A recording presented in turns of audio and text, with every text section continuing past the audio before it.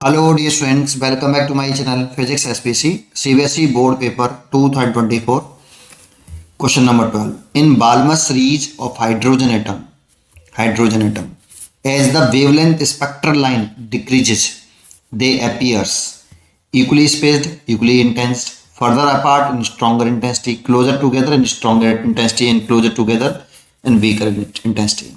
समझते हैं? देखो आपने हाइड्रोजन एटम के लिए ये इमिशन स्पेक्ट्रम का ग्राफ बनाया होगा ऐसे कि ये n-1 है, इसे हम ग्राउंड स्टेट बोलते हैं, है ना। और इसमें इलेक्ट्रॉन की जो टोटल एनर्जी होती है ये -13.6 इलेक्ट्रॉन वोल्ट होती है। ये यहाँ से निकाली En equal to -13.6 n² electron volt. ये हाइड्रोजन एटम के लिए लिखा मैंने, है ना। ये और n-2 जब 1 पुट करेंगे तो टोटल एनर्जी ऑफ इलेक्ट्रॉन इतनी आ जाएगी। जब हम इसमें n-2 पुट करते हैं तो ये जो आपका n-2 पुट करते हैं इसमें हम, तो जो एनर्जी आती है ये -3.4 इलेक्ट्रॉन वोल्ट आती है। जितनी कम नेगेटिव उतनी एनर्जी ज़्यादा, तो ये एनर्जी इससे ज़्यादा है, ठीक है। इसे फर्स्ट हम एक्साइटेड स्टेट बोलते हैं बेटा, इस वाली स्टेट को। ये फर्स्ट ऑर्बिट है, ये सेकंड ऑर्बिट हो गई। फिर इसमें हमने ये एनर्जी गैप कम कर दिया। देखो यहाँ पे एनर्जी गैप ज़्यादा है, यहाँ पे कम किया। क्यों किया अभी बताता हूँ। n-3 ये सेकंड एक्साइटेड स्टेट है आपकी, और इसमें जो n जब 3 पुट करते हो तो ये आता है -1.51 इलेक्ट्रॉन वोल्ट। जानती हो ये जो गैप होता है ये किसको रिप्रेजेंट करता है? इस एनर्जी और इस एनर्जी में जो डिफरेंस है एनर्जी का, ये गैप उस एनर्जी डिफरेंस को रिप्रेजेंट करता है।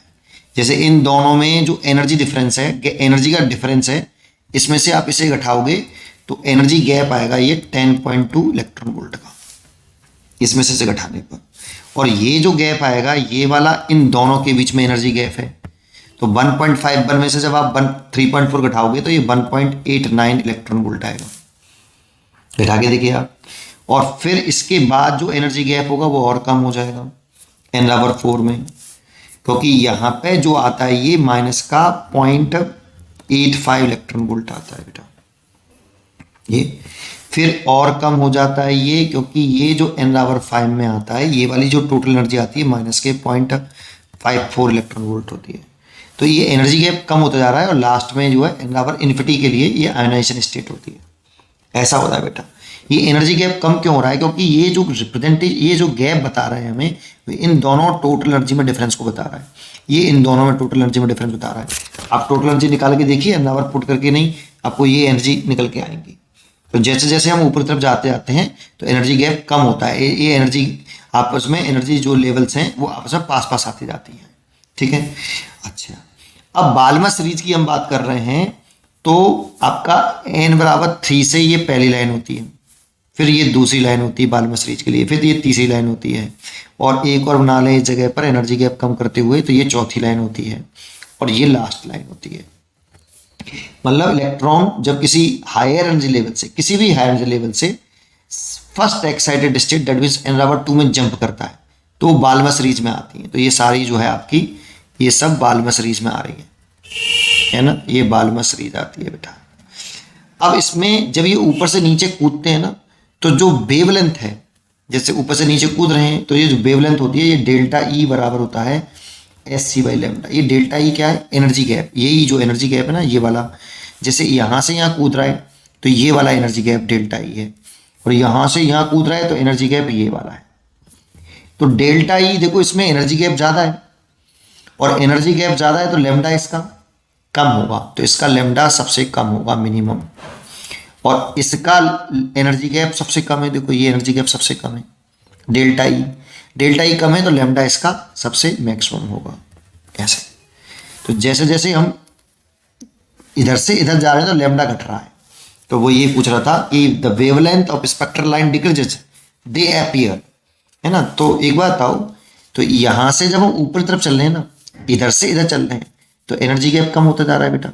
देखो यहाँ पे तो ये यहाँ से कूदा, ये यहाँ से कूदा, ये यहाँ से कूदा, ये यहाँ से कूदा, तो इनके भी ये तो एनर्जी गैप बढ़ रहा है, बट इन एनर्जी गैप की बात नहीं कर रहा वो यहाँ पे जो बात करी ना, दे अपीयर क्लोजर टुगेदर, तो टुगेदर तो क्लोज होती जा रही है बेटा, और जब ये क्लोज टुगेदर होती जा रही हैं तो इनके बीच में एनर्जी गैप भी तो कम होता जा रहा है। ये इतना था, ये इतना हो गया, इसमें और कम हो गया, इसमें और कम हो गया, तो एनर्जी गैप कम होगा तो एनर्जी कम हो रही है, तो वीकर इंटेंसिटी तो होगी भाई। एक दूसरे के जब ये क्लोज आती जा रही है लाइन, तो इनके बीच में एनर्जी गैप भी तो कम हो रहा है, इसीलिए आपकी वीकर इंटेंसिटी की होगी, इसलिए डी चॉइस इज करेक्ट, है ना।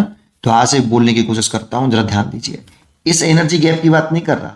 ये तो पहले था कि वेवलेंथ इधर की तरफ घट रही है, ठीक है, लेकिन वो यहां पे जब क्वेश्चन पूछ रहा है तो वो पूछ रहा है कि जब ये क्लोज होती जाती हैं तो इंटेंसिटी क्या होती है। तो ये इतनी, इसमें एनर्जी गैप इतना था तो ज़्यादा एनर्जी गैप था, इसमें एनर्जी गैप कम हो गया। जब एनर्जी गैप भी कम हो गया, एनर्जी ही कम हो गई, तो इंटेंसिटी घटेगी ना। इसमें देखेंगे तो इसमें, इस वाली में एनर्जी गैप और कम हो गया, इसमें देखेंगे तो एनर्जी गैप और कम हो गया। जब क्लोज टुगेदर आती जाएंगी तो एनर्जी गैप घटता जाएगा, एनर्जी गैप घटता जाएगा तो उस वाली कंडीशन में इंटेंसिटी घटती जाएगी, इसीलिए डी चॉइसेस करेक्ट होनी चाहिए।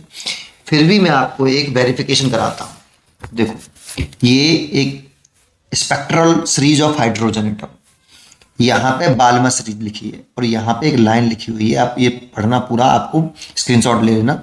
मैं इस लाइन पे दिखाता हूँ, the spacing of the successive lines and their intensity goes on decreasing.